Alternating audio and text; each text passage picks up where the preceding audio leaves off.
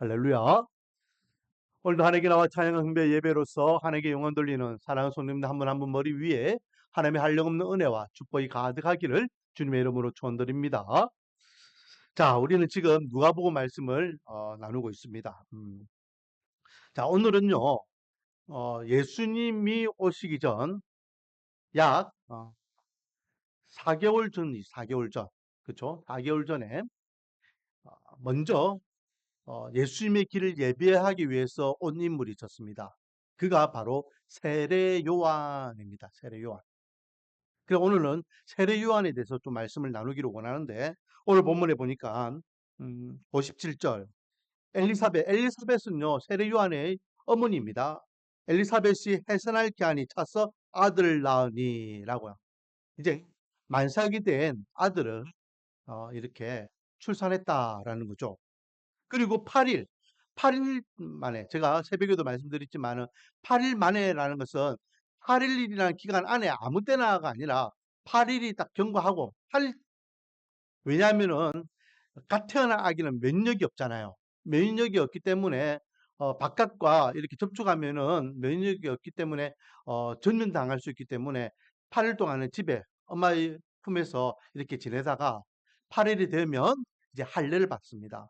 할례는 무엇을 상징합니까? 할례는 하나님의 백성임을 증표하는 증표죠.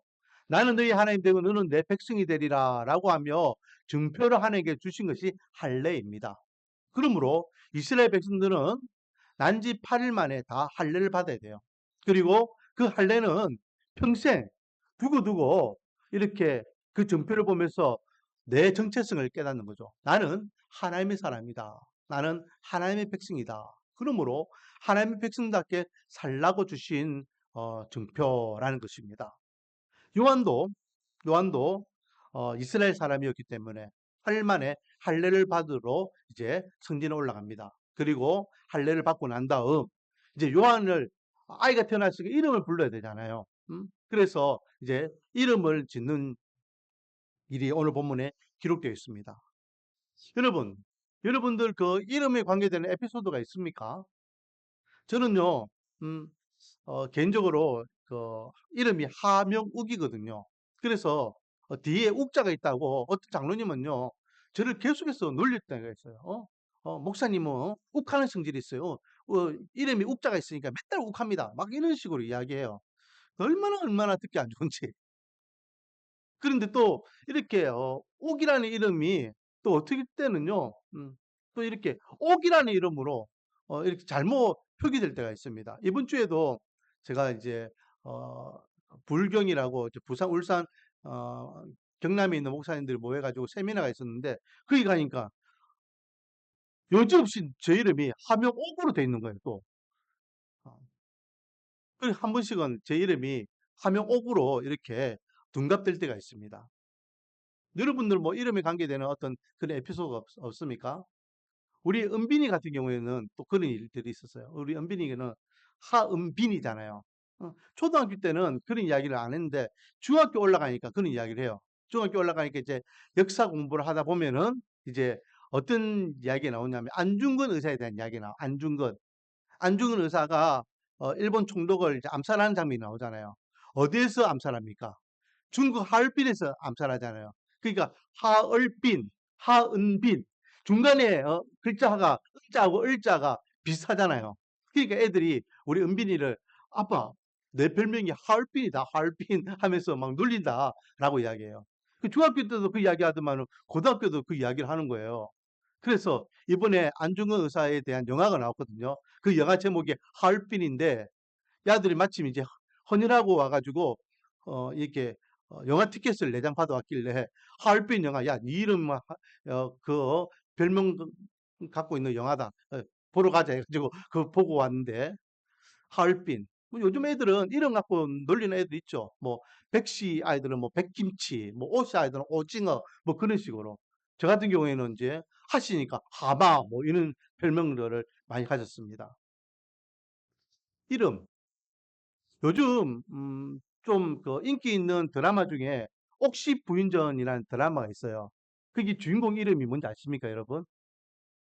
그 주인공 이름이요. 구덕이에요, 구덕이. 응. 그 화장실에 있는 그 구더기 있잖아요. 그 구더기예요. 왜냐하면은 그 주인공이 어 노비였거든요, 노비.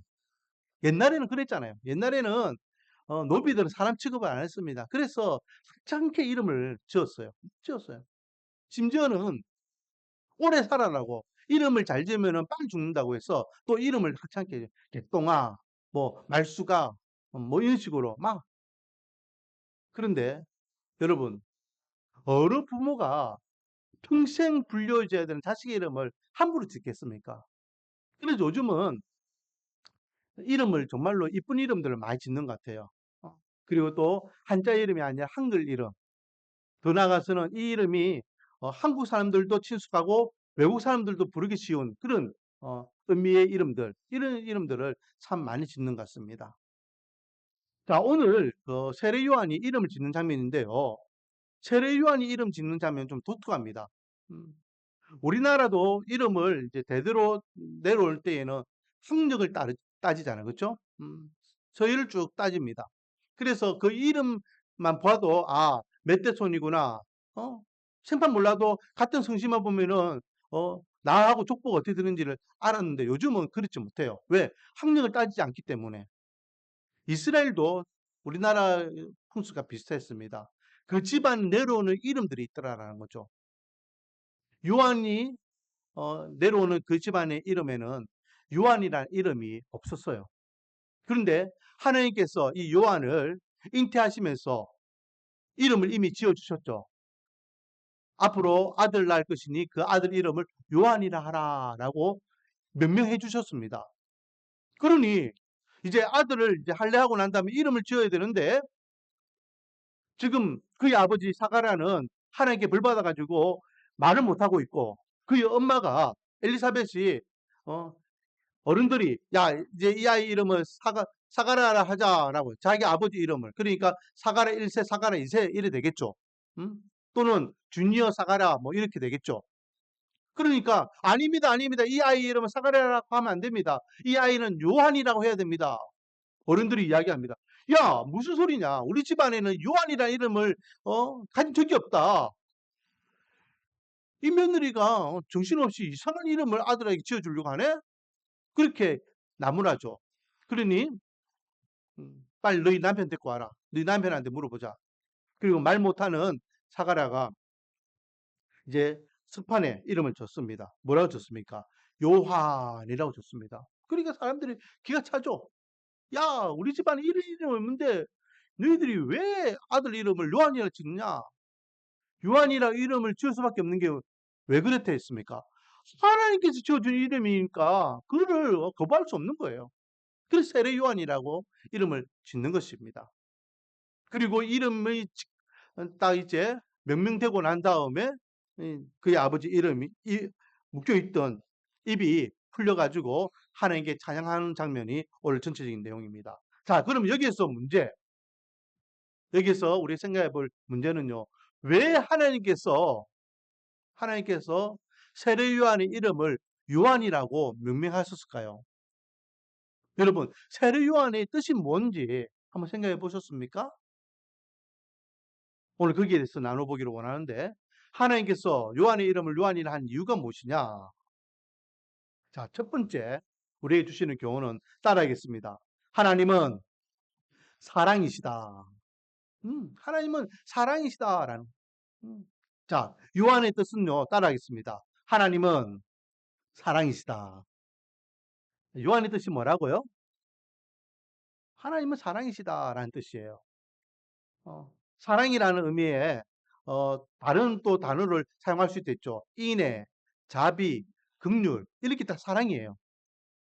그래서 뭐 조금씩 사전마다 보면은 하나님은 인애이시다, 하나님은 자비이시다, 하나님은 긍휼이시다라고 해석하지만은 크게 보면은 하나님은 사랑이시다. 또 요한의 입장에서는 보면요 이렇게 해석할 수도 있죠. 하나님께 사랑받는 자라고 해석할 수 있습니다. 자, 우리는 세례 요한은 뭐 별로 이렇게 성경에 기록되어 있는 부분이 없습니다. 하지만 이 세례 요한과 이름이 똑같은 예수님의 제자가 있었어요. 그를 우리는 사도 요한이라고 명합니다. 요한이라는 이름이 두 명이니까. 그래서 세례를 베풀었던 요한을 향해서 세례 요한, 예수님의 제자의 요한은 사도 요한이라고 우리가 구별을 하고 있습니다. 이름은 똑같아요. 그러면 이 요한이라고 똑같은 이름을 갖고 있는 이 요한의 이름을 우리가 사도 요한의 이름을 가지고 한번 생각해 보기를 원합니다. 자, 요한의 이름이 뭐라 했습니까? 하나님은 사랑이시다 했죠. 그래서 사도 요한의 별명이 바로 사랑의 사도예요. 사랑. 사도 요한은요, 여러분, 옆구리가 툭툭 치면은 입에서 뭐가 나오는지 아십니까? 사랑이 나와요. 사랑, 사랑, 사랑. 입만 벌리고 사랑이에요. 그만큼 사도 요한은 입에서 사랑이 끊이지 않고 나왔어요. 마치 자기 이름처럼.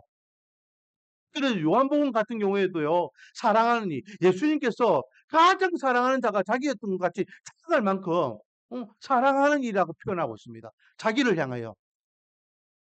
그리고 요한 1서, 2서, 3서도 사도 요한이 기록했는데 거기 보면요, 사랑이라는 단어가 엄청나요.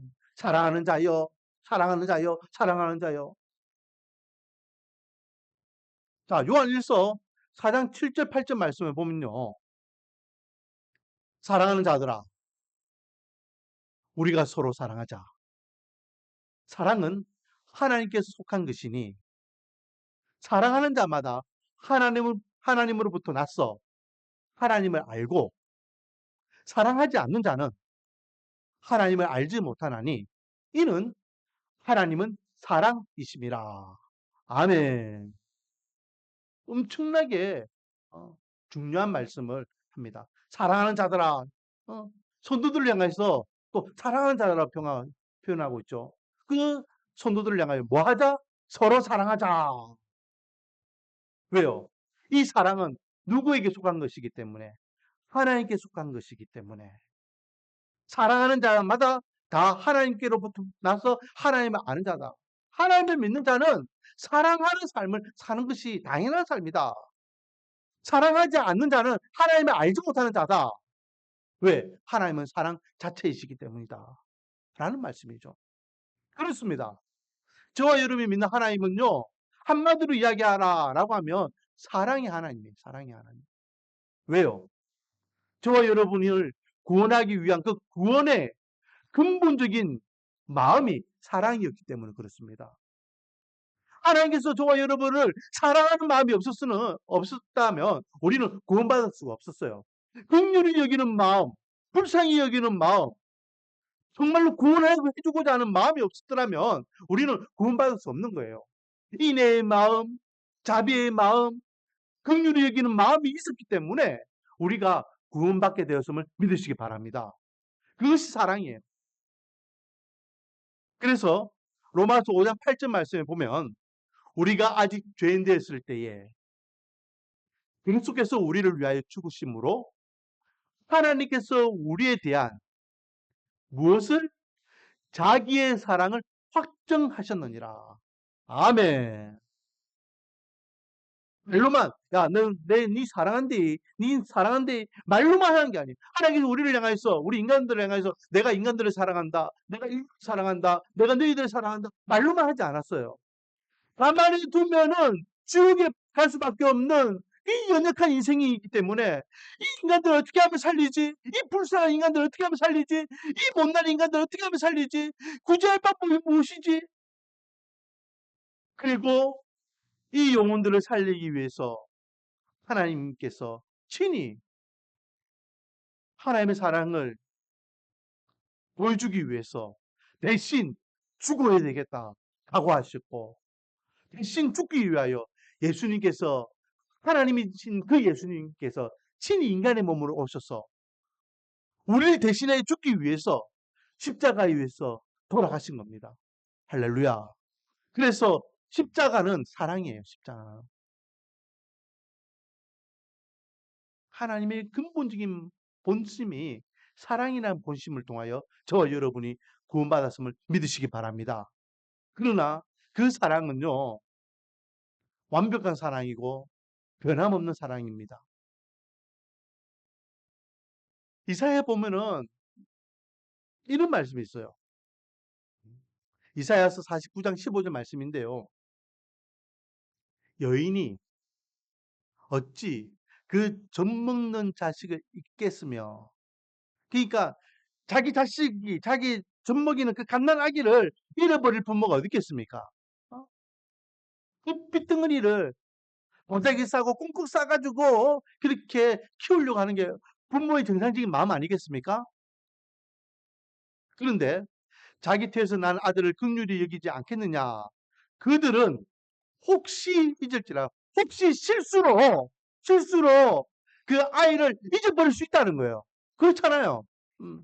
우리 보면은 이게 아이들 잃어버려 가지고 이렇게 전단지나 이렇게 문자 올라오는 거 한 번씩 보잖아요. 어느 부모가 자식을 버리겠습니까? 정상적인 부모라면은, 건강한 정신을 갖고 있는 부모라면은 그 자식을 버리지 않겠죠. 근데 실수로 애를 잃어버릴 수 있다 없다? 있다, 있다. 아무리 이쁘고 귀한 자식이라 할지라도 실수로 잃어버릴 수 있다. 근데요, 그 뒤에 뭐라 되어 있냐면 이사야 49장 15절 말씀. 나는 하나님은 너를 사랑하는 저와 여러분을 뭐 하신다? 결코 잊지 아니할 것이다. 할렐루야. 부모가 자식을 잃어버리는 경우가 혹 있을 수 있지만은 나는 너희들을 결코 잊지 않을 것이다. 결코 잊지 않을. 이 말은 하나님이 저와 여러분을 향한 사랑은 완벽한 사랑이고 변함없는 사랑이라는 것입니다. 2000년 전 저와 여러분을 위하여 십자가에 돌아가신 그 하나님의 사랑이 지금도 변함없이 저와 여러분을 향한 사랑으로 이어지고 있음을 믿으시기 바랍니다. 그리고 그 사랑이 앞으로 우리가 천국 갈 때까지 변함없는 사랑임을 믿으시기 바랍니다. 할렐루야. 그러므로 우리는 하나님께서 나를 사랑하심에 대해서 감사할 수 있는 겁니다. 하나님께서 요한이라는 이름을 주시면서 우리에게 주시는 두 번째 교훈은요. 저와 여러분을 사랑하시는 하나님이 바로 위로자 되신 하나님이라는 것입니다. 위로자 되신 하나님. 여러분, 제가 이번 주에 그 미래자립교회, 그러니까 미자립교회, 우리 교회처럼 재정적으로 약한 교회를 이제 총회 차원에서 도와주거든요. 그 이제 재정적으로 이제 지원해 주는 데에 지원만 해주지 않습니다. 지원만 하면은 아무 도움이 안 된다 해가지고 목회자의 역량을 좀 이렇게 양성할 수 있도록 훈련도 하고 또 이렇게 위로도 하고 격려하는 시간을 갖습니다. 그리고 이번 주에 이제 집사람하고 제가 이제 참석했죠. 많은 이제 프로그램들이 있습니다. 그래서 때로는 어떤 기술적인 부분에서 우리가 배울 것도 배우고 또 어, 위로받을 부분도 위로받는데요. 저녁 시간에 이삭교회 구수동에 보면은 이삭교회라고 아주 큰 교회가 있습니다. 우리 노예 교회인데요. 그 원로 목사님이 이제 말씀을 전해주셨어요. 지금 부정교회가 담임 목사님이 없거든요. 그 부정교회 가가지고 지금 설교를 지금 하고 계세요. 어, 우리 노예에서 설교를 잘하시는 목사님 세 분을 뽑아라 하면은 이제 동부교회 김준태 원로 목사님, 그리고 예전에 계셨던 부정교회 박성규 목사님, 그리고 이삭교회 지금 제가 이야기하는 정집서 목사님, 저는 이제 한 세 분 정도를 뽑을 수 있을 것 같습니다. 이 원로 목사님인데 오히려 은퇴하고 난 다음에 더 이렇게 바쁘신 것 같아요. 그 목사님이요, 27년 전에 이삭교회를 개척하고 또 우리 노회에서 가장 큰 교회 중에 한 교회로 성장시키고 이제 은퇴하셨잖아요. 어떻게 교회를 개척하게 되었는지, 그리고 그 개척하면서 얼만큼 힘들었는지, 거기에 대한 말씀도 쭉 해주시면서 어, 그 자리에 있는 목사님들을 위로해 주셨어요. 저도 이제 우리 교회가 한 8년, 이제 9년 차 들어가니까 많은 일들이 있었죠. 그렇죠? 많은 잘 될 때도 있었고 안 될 때도 있었고 힘들 때도 있고 어려울 때도 있었습니다. 특히 우리 동계 목사님이나 아니면 저하고 비슷한 시기에 개척했던 교회 목사님들이 잘 되는 모습을 보면은, 야, 저런 교회들은 다 잘 되는데 왜 나는 안 될까? 그렇게 자괴감도 들고 실족할 때가 있습니다. 음. 입으로는 격려하고 축하해주지만 또 한편으로는 인간이기 때문에 상심해요. 하나님 왜 저는 안 됩니까? 똑같은 시기에 똑같이 시작해 가지고 똑같은 조건이었는데 혼자 교회에 있으면은요. 막 이렇게 자괴감에 다운될 때가 있죠. 하지만은 이런 세미나를 가면요. 동병상련이라고 비슷한 처지의 목사님들이 계시니까 서로서로 또 위안을 받고 위로를 받습니다. 정지선 목사님이요. 앞에 설교하고 계시는데 목사님께서 우리가 지금 힘들어하는 부분을 콕콕 찍어서 위로해 주시는 거예요. 저도 그 말 한마디 한마디가 위로가 되고 격려되고 '아 다시 힘을 내야 되겠다.' 그런 그 도전을 받는데 제 뒤에 있는 목사님 사모님, 뒤에 있는 목사님 사모님이 한숨을 푹푹 쉬는 거예요. 그 한숨은 이제 동조하는 한숨이겠죠. 자기는 정말 힘들다는 거, 힘들었다는 거예요. 그럼 이제 기도의 시간에는요, 눈물바다가 됩니다. 다 여기저기서 막 울면서 난리 납니다. 음. 아. 나만 힘든 게 아니었구나. 이 목사님들도 얼마나 힘들면 저렇게 한숨을, 저 큰 한숨을 저렇게 싣고, 그러면서 위로를 받는 거예요, 위로를. 자, 오늘 읽었던 본문 뒷부분에 보면요. 2장 25절에 보니까 예수님께서 태어나셔가지고 예수님께서도 동일하게 오늘 본문의 세례 요한처럼 할례를 받기 위해 성전에 올라가는 장면이 있거든요. 그 올라가는 데에 두 사람을 만납니다. 시몬이라는 사람을 만나고 한나라는 사람을 만나요. 근데 이 시몬에 대해서 이야기하기를 2장 25절에 예루살렘에 시몬이라는 사람이 있으니 이 사람은 의롭고 경건하여 이스라엘의 위로를 기다리는 자라. 성령이 그 위에 계시더라 라고 하면서 시몬을 소개하고 있습니다. 시몬은 누구를 기다렸던 사람이라고요? 이스라엘의 위로를, 이스라엘의 위로, 즉 이스라엘을 위로하는 위로자를 기다렸다. 그리고 아기 예수가 그 위로자인 것을 알고 그 아기 예수를 가슴에 품고 하나님을 찬양하는 장면이 나옵니다. 자, 여기에서요, 우리가 깨달을 수 있는 건 뭡니까? 예수님은, 하나님은 어떤 분이시다? 위로자가 되신다라는 거, 위로자. 제가 조금 전에 이야기했지만은 원로 목사님이 당신이 겪었던 그 개척할 때의 어려움이나 개척하면서 목사님들이 겪고 있는 그 힘듦을 말 한마디 한마디를 위로해 주는 거 얼마나 저에게 힘이 되고 또 치유가 되고 회복이 되는지 모릅니다. 위로의 말씀들이. 그런데요, 인간의 위로, 세상적인 위로는요, 한계가 있어요. 세미나를 갈 때마다 위로받습니다. 그러나 돌아와서 또 사회 가다 보면은 또 낙심하고 좌절하는 것이 인간입니다.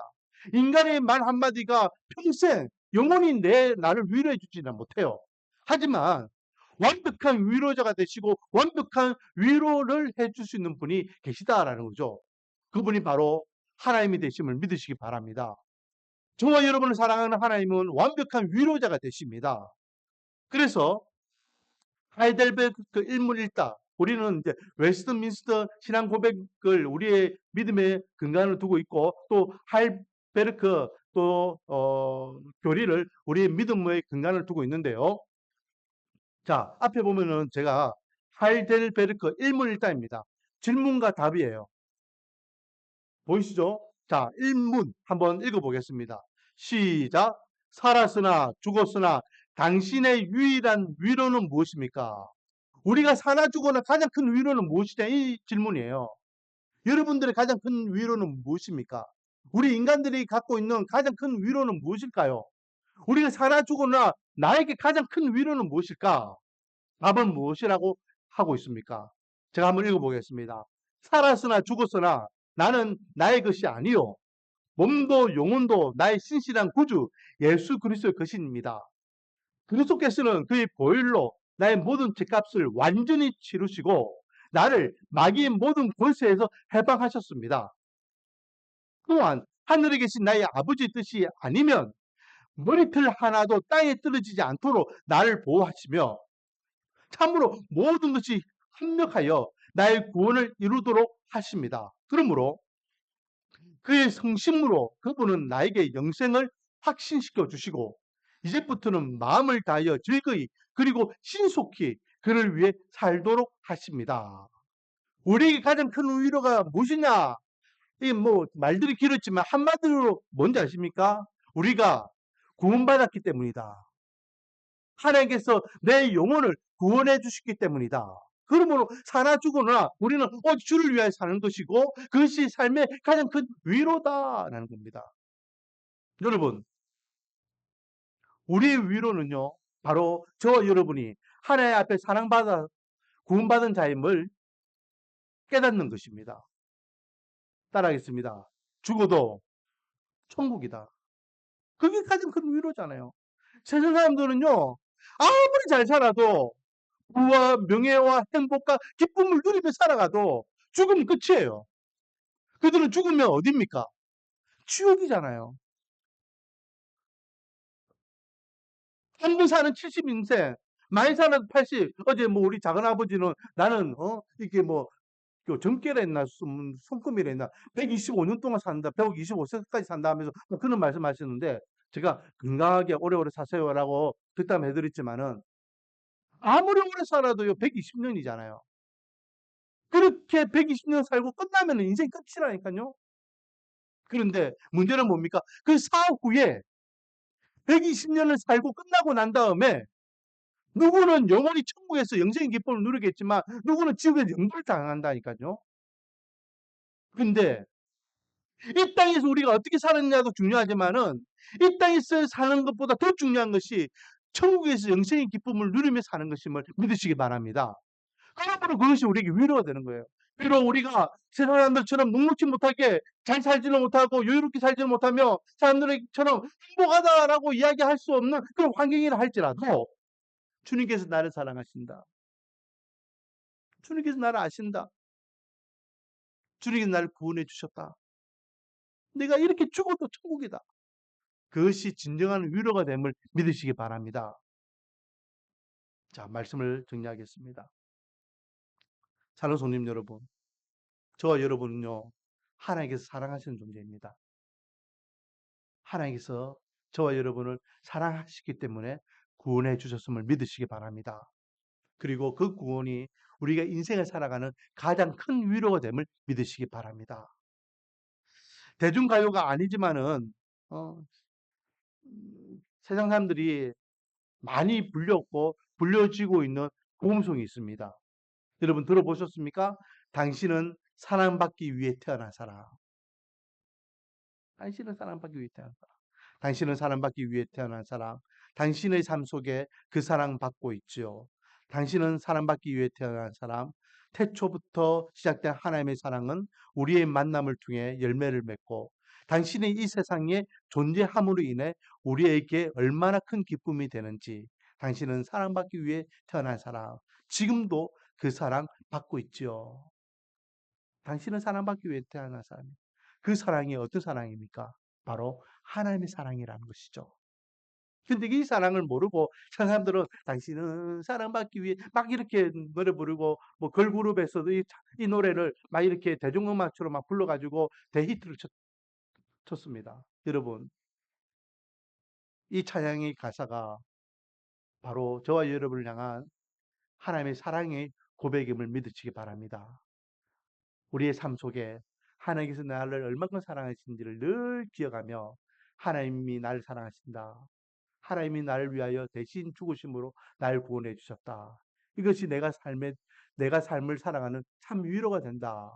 고백하며 행복하고 즐거워하며 감사하며 기뻐하는 하루하루의 삶을 살아가는 저와 여러분이 되기를 주님의 이름으로 축원드립니다. 기도하겠습니다.